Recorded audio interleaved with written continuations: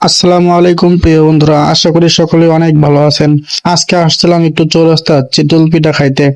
চিতল পিঠা খাইতে আসে দেখি আহারে রাস্তার যে অবস্থা, রাস্তার মাঝখানে দোকান তুলে দিয়ে বসে আছে, জনগণ যাওয়ার রাস্তা নাই, গাড়ি যাওয়ার রাস্তা নাই, রাস্তার ভিতরে প্রচন্ড জ্যাম, যাওয়ার জায়গা নাই।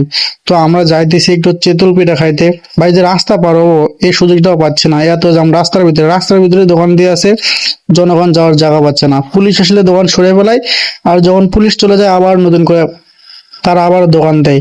ঠিক আছে, রাস্তা দিয়ে জনগণ যাওয়ার কোনো ব্যবস্থা নেই, অথচ রাস্তাটায় গাড়ি চলাচল করার জন্য, অথচ আমরা জনগণ চলাচল করতে পারি না। একটু আসছিলাম চিতল পিঠা খাইতে, আইসে দেখি যে চিতল পিঠা শেষ। আমি জিজ্ঞেস করতেছি, ভাই চিতল পিঠা দেন, চিতল পিঠা আছে? পরে ভাই বলতেছে চিতল পিঠা আছে, সমস্যা নেই, একটু ধৈর্য ধরে দাঁড়ান। পরে উনি মশা দিয়ে রাখতেছে যে উনি আমাকে চিতল পিঠা দেবে, আমরা চিতল পিঠা খাবো। ঠিক আছে, উনি চিতল পিঠা রাখতেছে, আমি নেওয়ার জন্য রেডি হয়েছি, ও মা, 4-5টা হাত হয়ে যাওয়ার ভিতরে আমি কিভাবে চিতল পিঠা পাই? আমি একটা নিতে, ওরা দুইটা নিয়ে বসে আসে, আর চিতল পিঠা পাইলাম না। পরে বললাম যে থাক, চিতল পিঠা খাবো না, অন্যদিকে যাই। পরে ভাবলাম যে মসজিদ মার্কেটে একটু যাই, চিতল পিঠা খাবো। ঠিক আছে, যাইতেছি রাস্তা দিয়ে, রাস্তার অবস্থা তো দেখতেছেনি, রাস্তার ভিতর ফ্লাইওভারের নিচে দোকানের অভাব নাই, আর যে বিশ্রী গন্ধ। ঠিক আছে, রাস্তায় ফ্লাইওভারের নিচে এত, মানে ওটা এত নোংরা করে রাখছে, এটা বলার হিসাব নাই, আমি ভিডিওতে বলতে পারবো না। ঠিক আছে, রাস্তার অবস্থা প্রচন্ড খারাপ, ফ্লাইওভারটার নিচে এত যে ময়লা আর এত যে গন্ধ।